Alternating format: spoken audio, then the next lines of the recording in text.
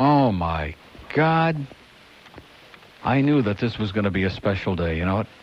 Somewhere in my bowels there was a twitch, and somewhere there's also a twitch saying, isn't it going to be great that we get rid of this DCS? Even though you have this, you'd like to use it as a crutch. One thing about this building... Takes forever to get that taste and smell out of your system. Henry Barrow, another gentleman who's on our long list of former cockscrewees. How you doing, Henry? Good. I just wanted to wish you luck as you head to a real studio. Right. All I can say is, oh, right. I can remember when that room that you're in was the main AM studio in that building. Back in about 64. The main AM studio? Yes. And what is it now? No, I mean, for the disc jockeys. There was a big console, and they played all their records in that room you're in, and the whole... Oh, I see what you're saying. It had turntables and all that crap. Yeah. Right. That's what it was. Well, you know, do you remember when I came here? Because I remember like it was 20, 40 years, 50 years ago. That was like the inauguration of this studio was just prior to that. Steve Kane was doing his show in here. And I think Steve Conway, my good friend from the hockey game, Steve Conway, the Teenage Sound and Financial guy, was doing a show in here. Right. And they had just inaugurated this thing. Yes. They had just started putting the schmutz on the ceiling. That's correct. Right. And the news booth was to your right. Right. An open window there where they did the news. Right. And, and then behind that was the newsroom. So that's right.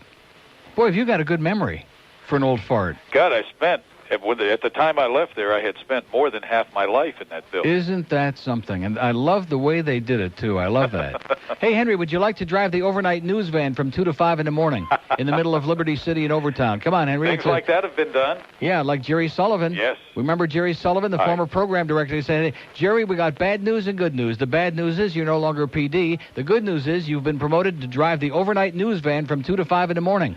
And I used to have to use Jerry in my early morning newscasts from various locations, all of which happened to be parked by the seawall. Right. But he would say he was from all kinds of places, but he was actually parked out by the seawall. So how many years did you toil in this joint? 29. 29 years. You know, between you and Ranieri and Steve Ziegler, that's more than most people are going to make it. That's right. Right? Absolutely. And not to mention Phil Costin, who I think has got you all beat, didn't he? Yeah, Phil was there before me. God. He's working on his WIOD encyclopedia because he said there was too much for just one book. Oh, yeah. He said the Larry King stuff will fill at least 3 volumes. That's true. Including the mugshots. Larry was there. His studios were over in the Surfside 6 houseboat. Yeah. At first. And then they... Loan me $50.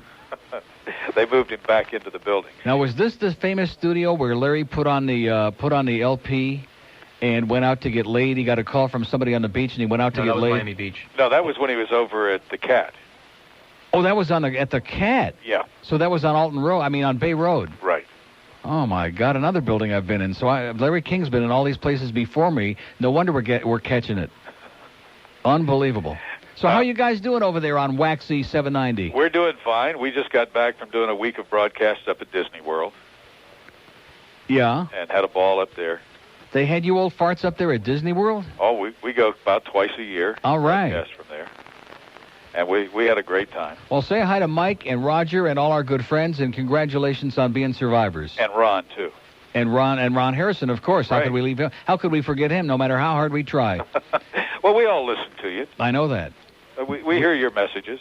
Thanks. Wait a minute. Thanks, Ray. Here's Ray from the diner who just brought me my last supper. Thank you, Ray. You're a great guy, and we appreciate all the free food, and your food is sensational. We hope you knock 'em dead, okay? We hope you show that Sonny a thing or two. Okay, thank you. You don't know Ray. No, I don't. Remember Sonny's Diner? Speaking of Sonny, by the way, yeah. I understand that Mr. Fox is in the midst of a bidding war. 2 stations in Atlanta want him badly. Really? Yes. Oh, my God. So which one's going to throw in the biggest bottle? I think that's the operative question. Well, that's good. I'm glad to see Sonny's going to come down on his feet. That'll be a first. He's out in Vegas relaxing right now. Is he really? Yes. No, I was just going to say, now, let's see. That was the Toddle House originally. Oh, yeah. Remember the Toddle House? Absolutely. The Toddle, which you and I must be the only 2 people in town that remember, that were the best cheeseburgers in the world. They had those big, juicy, greasy cheeseburgers up there. And that was a great place. Then, of course, Sonny's Market, and Sonny went belly up, so to speak. And then Stan's Stage Deli, which didn't make it. Now we got a guy named Ray in there who just walked out of here with a smile on his face. He's doing pretty good. That's good to hear. Thank God for him. Yeah, we had the bonfire across the street from us, Radio Wayner's bonfire. Right. We had Dean Martin's place on the Causeway. Yeah. And Jilly's was over there. Had a bunch of places. Junior's up the street. One of the Prince great Hamlet. stories. One of the great stories happened at the bonfire. We had to entertain Colonel John Shorty Powers one time with the voice of Mercury and Gemini. Right. And so Shorty, who was even shorter than me, considered himself quite a ladies' man. And at the bonfire, he was standing at the bar, and he saw this beautiful blonde lady. And he walked up to her, and he said, "Hi, I'm Colonel John Shorty Powers." And she said, "Hi, $50."